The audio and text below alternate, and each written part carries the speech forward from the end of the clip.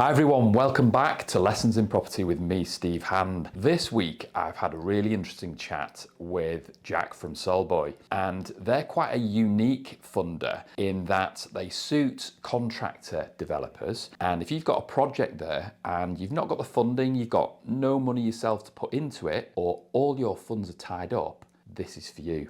Because they will fund 100% of the purchase price of a site and all the construction costs, professional fees, etc. So tune in and listen to this.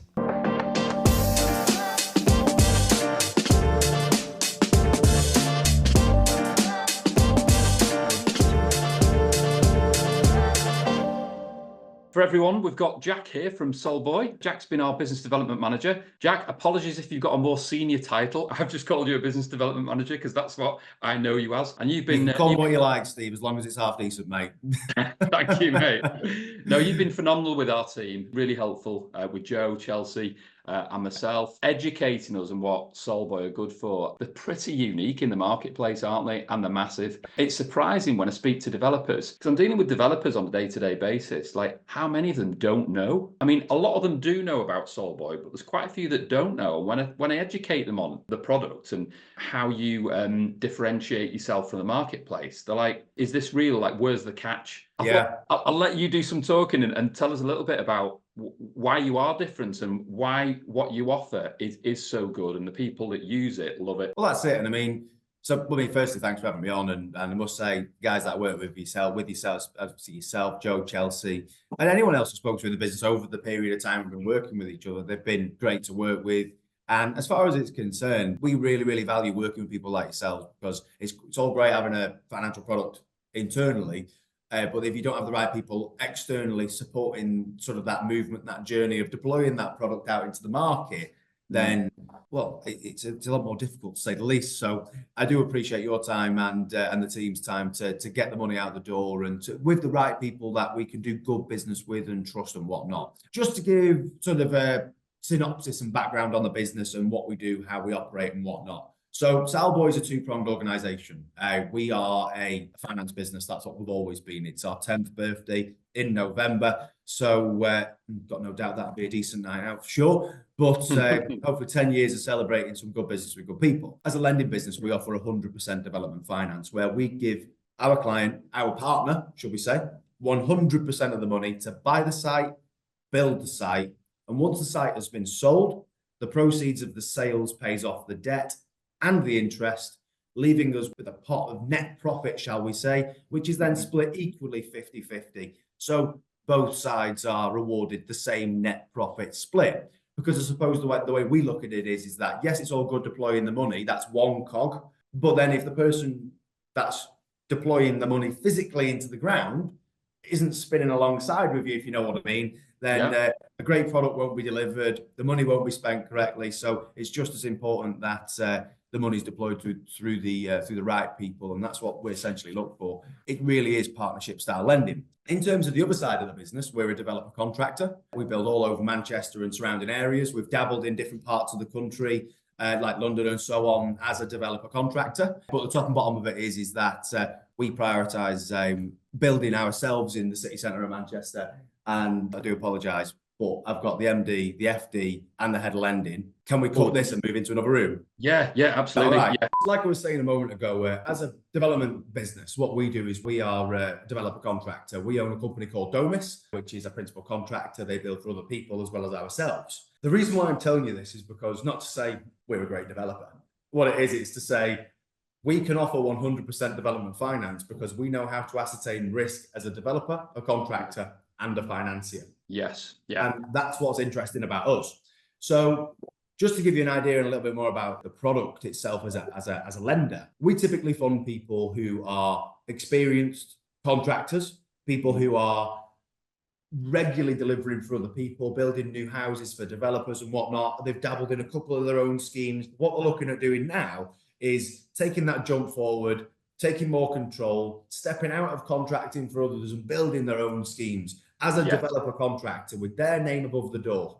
Yeah, that's absolutely what I want to do. Instead of having to build houses for individuals, and there's nothing wrong with that. No. I mean, there's going to be some beautiful houses that are delivered, but some people want to just have that little bit more control now and take that jump to be the developer, go and build 4 or 5 houses underneath their own designs, their own specs, and get them sold in the open market, opposed to delivering 4 or 5 houses, but for 4 or 5 individual clients where they've all got different flavors, all got different tastes, all different tax packages. And I just think people now, well, not all people, but a lot of contractors that we specifically work with just want to take that jump and move forward into that next part. Do you know, Jack, I hear that a lot. It's a bit of frustration with them at times because they've, worked in the sector for many, many years for their clients. And it's not that they want to knock that on the head.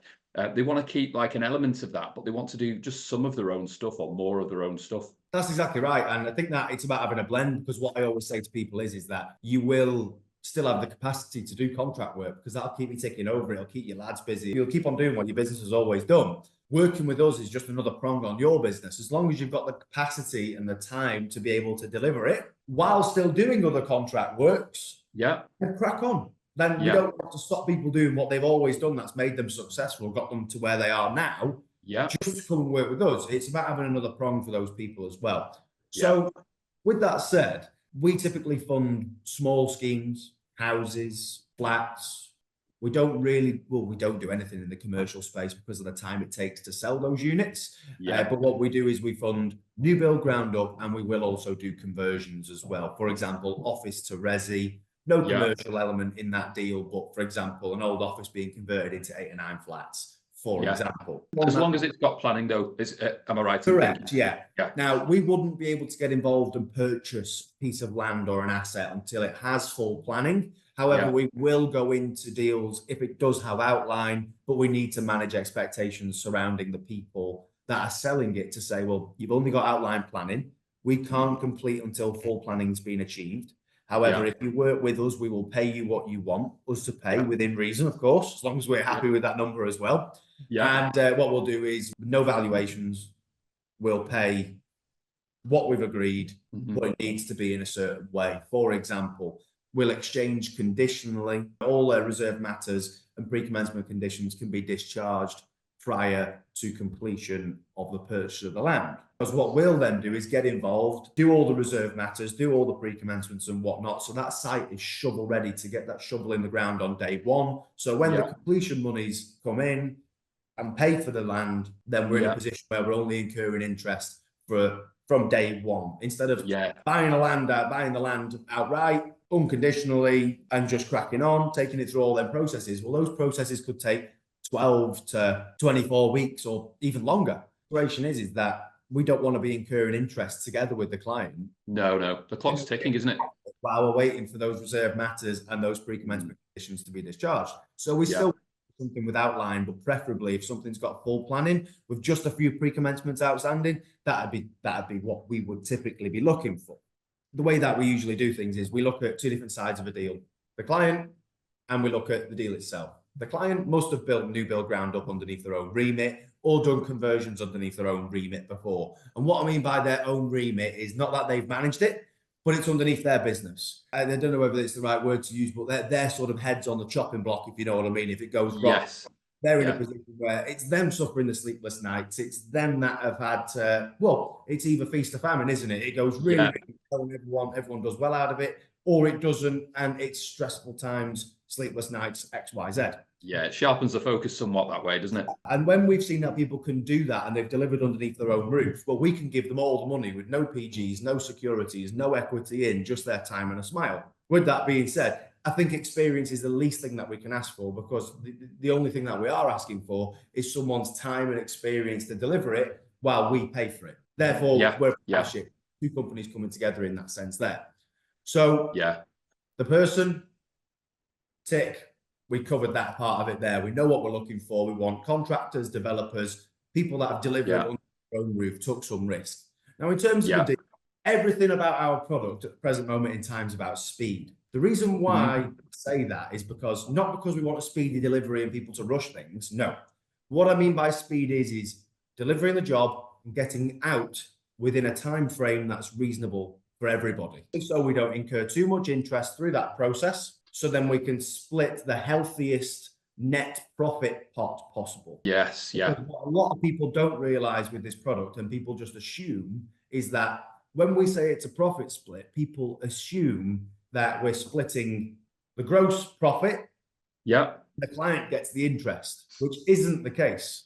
The No. way it works is that the SPV that's set up pays down the debt and the interest from the proceeds of the sales, which leaves us with a net profit pot, which is then equally split. So if there's 500 grand in profit and 100 grand in interest, for example, 400 grand net in the pot, we're splitting it 200 each way. Yeah. Not splitting it, if there was 500, 250 for us, 250 for the client, and then they get the interest bill, because that'd feel like, well, it'd feel like we're taking a double bite of the cherry, which isn't the case whatsoever. Yeah, that's a good way to explain it. So they're left with it's 200 each, rather than, if the interest was 100 grand, rather than being left with 150 profit, both parties get 200 grand profit. Correct, yeah. So it's a fair split at the back end. And the reason why we've took that approach instead of asking for the client to be responsible for the interest is because we're actually looking for partners. We're looking for people who we can trust, that we can deploy money through regularly. Once we've built a relationship and had a successful deal together, and then they've showed that they build on cost, they build on time, they essentially stand on their word, permitting that they've enjoyed their experience, which I hope they do, we will look to deploy more money through them in their patch, helping them scale on that journey. Or if they don't want to scale, supporting them in the financial matters in their business. Something I didn't realize, Jack, and only came to learn a short while back, is that because you've got a very strong procurement team with heaps of experience, and you've got economies of scale, there's certain materials that you can purchase which will, be significantly less than the client buying them on their own through their own sources. So you can make the project cheaper, even though there's a rate of interest, which is understandable, there's got to be for the project. In effect, that's slimmed down because of things like the procurement team. Well, that's right. I mean, there's a couple of different ways to look at that. Now, one way of looking at it is that, yes, we can lean the deal out. That is one thing that we will do. And the reason why we do that is because, again, going back to the whole thing, I keep saying it, partnerships. We're a partner with the client. We're not transactionally lending people money. We're in it together. So if we're in something together in that sense, then the way that we look at it is that, well, if we can lean the deal out, then there's less cash exposed into the market. The profit margin's better, which means that for every pound that we save in procurement, it's 50p for the client and 50p for us. Yeah. So we know we've also got a bit of control over the procurement, because if we're buying from our suppliers, and our suppliers obviously make sure that they sort of drop everything and get it to us because of the size of a developer that we are, then if we can tap into that for our clients, our partners, they can tap into the discount and the speedy deliveries and whatnot. It can just help with the delivery of the scheme, because all the materials are always there on time, but they're buying at a better price. So essentially they're in a position where they're leaning the deal out, but they also know that their partner's got their best interests to try and help them get that job delivered as quickly as possible. One thing I will say is that any deal that we do with any client, it's all about getting in and out of a deal quickly, so we can essentially clear the debt, clear the interest, and split the profit. And that's why we look at slightly smaller deals in this current climate with what's going on with the property market and whatnot. We've still got a lot of sites on the go. We are with partners, and we've obviously got a lot of sites on the go with as a developer contractor. So we can see what's going on with the market buoyancy and whatnot. And one thing I don't want to happen is that a client builds a great product and then we're sat there not being able to sell it, which is then going to have a negative impact on us and the client. So after having this product in the market for a number of years now, we've sort of nailed down what actually works best for this product in terms of a criteria as per se. So I'll tell you how that looks in terms of what we're currently looking for. We don't really veer away from this. It's really quite straightforward, and that's why a lot of people like working with us. It's really defined, which helps people identify the right sites, which is what you want to do. No, you want to minimize those grey areas. Absolutely. I mean, being a bit more direct instead of being one of those lenders that just has a different appetite every week, and you keep sending things to them and you can't quite figure out why that one worked and why that one doesn't, or whatever it might be. We are very straight down the line. What we look for, like I say, is an experienced client, be it a developer or a contractor, that's ticking the box. What we want to do is fund small schemes, houses or apartments, new build or conversions. Typically speaking, if it's houses, it'll always be new build ground up. We do the conversions when it's like office to resi, so it might be flats. Like I say, we have no commercial elements in any of our deals because we want to make sure that we get in and out as quickly as we physically can. The type of stock that we want to fund is entry-level new build stock, sub 10 units, However, we will trickle over that 10 marker every blue moon, depending on market buoyancy, location, and the client experience. But in terms of the general sort of first deal with any new client, it's sub 10 units, in and out, in and out in 18 months maximum term, entry level new build homes or apartments. Which sit literally in the entry point of the new build market, you know, your typical PLC stock. In terms of price point. But the only difference is that we'll be sat at that price point, but because it's a small scheme with a sort of almost a boutique scheme, because it's only a bit more character, maybe. There's a little bit more love and due care being put into it on that side of it, with the partner who's looking to put their heart and soul into that delivery of that in that job. Opposed to obviously on the PLC side, it is about delivering still a great product, of course. I'm not saying they don't, but it's more about, listen, we've got 350 houses. It's volumes, isn't it? It's about volume. It's about producing those properties to the standard to be sold in the open market. The reason why the PLC is priced at that point is because it's applicable to the majority. We want to sell to the majority, not to a very, very bottlenecked part of the market where you've only got a very limited amount of people that can afford to buy or even have the option to access price points of certain levels. Now, I'm not saying that developers shouldn't be building the dearer stuff. What I'm saying is they shouldn't be building the dearer stuff with this product if the exit isn't guaranteed. Now, you can always say you can never guarantee an exit, but if someone's willing to bring you in as a contractor to build something and you can name your price so you know what you've got your profit in, that's a bit more of a guaranteed exit. If you're building super luxury to sell in the open market, you've just got to keep your fingers crossed and hope to God you get rid of them within a reasonable time frame. It's about mitigating risk, isn't it, as much as possible? Absolutely. Things not sticking on the market. I remember reading a short while ago, Jack, that if I remember, it's 30 to 60% of the sort of price bracket in that marketplace. So it's like the low to the middle bracket. That's the bit that's always the most buoyant in most economical conditions. And a lot of people say, yeah, but Jack, a lot of those people that have the money in situations that we're currently in at the moment, with interest rates being a bit higher and whatnot, impacting the volume of sales, the people that aren't impacted by that is the super rich. And I say I totally agree with it, but they are impacted in their own ways. Of course they are, because a poor economy impacts everybody. But at the same time, what I'm getting at is you still will have more people in this part of the market that need to move. They're having another child. They need to go from the 2 to the 3 bed, for example. They're having another child again after that. Why you do that in this economy, I don't know, Steve, but that's another question for another day. It's nothing to do with the product, so we won't touch I'm on sticking that. with one. I know which side my bread's buttered on. So they go, right, okay, now I need to move from 3 to 4 bed. Now, a lot of these people are in the need to purchase market. So what they do is they look at something, see what their affordability looks like, look what equity they've got in the asset they're already in. What does their affordability look like? Combined, what can we go and buy? We're buying for a purpose. We're buying for a need. When you get up to that very, very, very super prime part of the market, I think it falls out of the need category and goes into the want category. When the wind blows in the wrong direction in the want category, it can kind of get people away from wanting to go ahead. Whereas it's quite volatile, isn't it? Well, if my missus turns around to me and says, Jack, we need to buy a new house for this particular reason, because we've got a little one on the way, or we've got the second one on the way, or whatever it might be at whatever stage, what I'm going to do as I'm told, for one, because I know where my bread's buttered. Because a happy wife is a happy life. That's correct, mate. Absolutely correct. And I learned that young, and I've been and in so far so good. It's stood me the test of time, that saying has. So one part of me would just be agreeing. 2, I'd also be thinking, no, you're right. We are purchasing for a need.